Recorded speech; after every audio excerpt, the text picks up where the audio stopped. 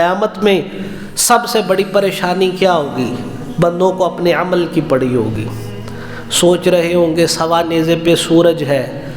حالات یہ ہیں کہ اعمال کی بدولت ہم اپنے اپنے پسینے میں شرابور ہیں، ہم اپنے اپنے پسینوں میں غوطے کھا رہے ہیں۔ تو اس نفسا نفسی کے عالم کے اندر ہم اگر بچ سکتے ہیں تو اس میں یہی ہوگا کہ ہم نے اگر اللہ کی مخلوق سے محبت کی ہوگی۔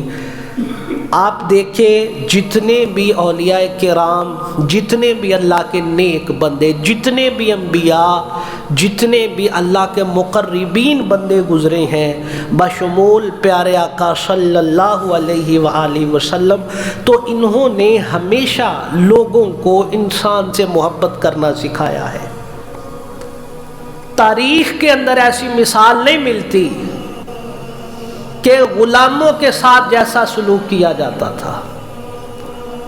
غلاموں کے ساتھ اس سلوک کو آ کر کس نے ختم کروایا؟ ہمارے نبی صلی اللہ علیہ وآلہ وسلم نے۔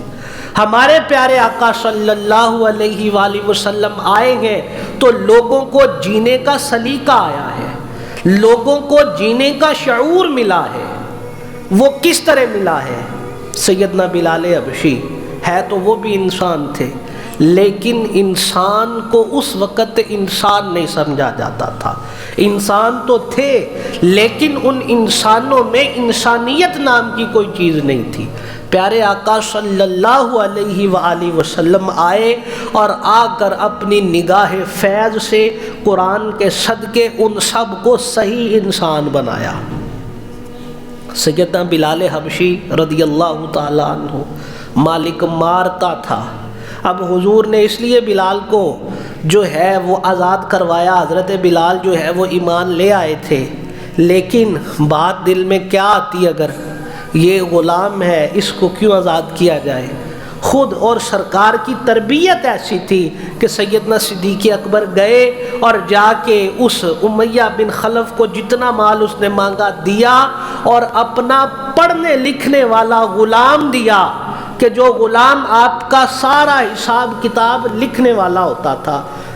اور یقین جانیے اس دور میں پڑھے لکھے، پڑھا لکھا اسے کہتے تھے جسے لکھنا تحریر کرنا آتا تھا، اور اس لکھنے والوں کی تعداد جو ہے وہ تقریباً 20 تھی، 20-25 سے زیادہ نہیں تھی۔ اس دور میں سیدنا صدیق اکبر نے اپنا لکھنے پڑھنے والا غلام جو ہے وہ حضرت بلال کے عوض دیا، ساتھ رقم بھی دی، اور سفید فام غلام دے کے سیاہ فام غلام لا کر سرکار کی بارگاہ میں پیش کر دیا۔ اور تربیت تھی، بتایا تھا اے بلال، اے ابو بکر، انسانیت کی خدمت کرنی ہے۔ بندہ وہ بڑا نہیں کہ جس کے خزانے بڑے ہو، بندہ وہ بڑا نہیں کہ جس کے پاس مال و دولت کے انبار لگے ہو۔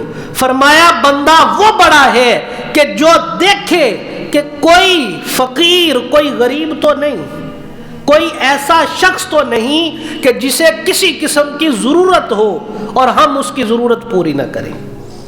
اور جب سیدنا بلال حبشی کو حضرت ابو بکر سرکار کی بارگاہ میں لے کے آئے تو سرکار نے فرمایا اے ابو بکر، بلال کو آزاد کرنے والی رقم میں تو میری بھی کچھ رقم شامل کر لیتا۔ اب دیکھیے تربیت کا کیسا انداز، اور جس کی تربیت کی، جیسے جیسے تربیت کی۔ پیارے آقا صلی اللہ علیہ وآلہ وسلم کے ہی امتی ہیں حضرت عمر فاروق رضی اللہ تعالیٰ عنہ۔ راتوں کو اٹھ کے بادشاہ وقت لوگوں کے گھروں میں جا رہا ہے اور چوری چھپے ان کے گھر کے اندر اپنے کندھے پہ لاد لاد کے اناج کی بوریاں لے کے جا رہا ہے۔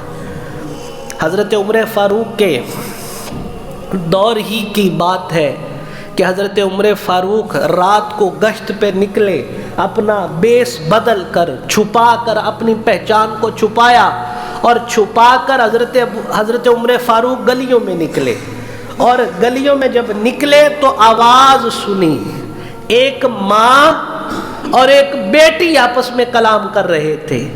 ماں کہنے لگی بیٹی دودھ میں پانی شامل کر لے، ہمارا حالات ایسے ہیں کہ گزر بسر مشکل سے ہو رہا ہے، اے بیٹی دودھ کے اندر پانی شامل کر لے۔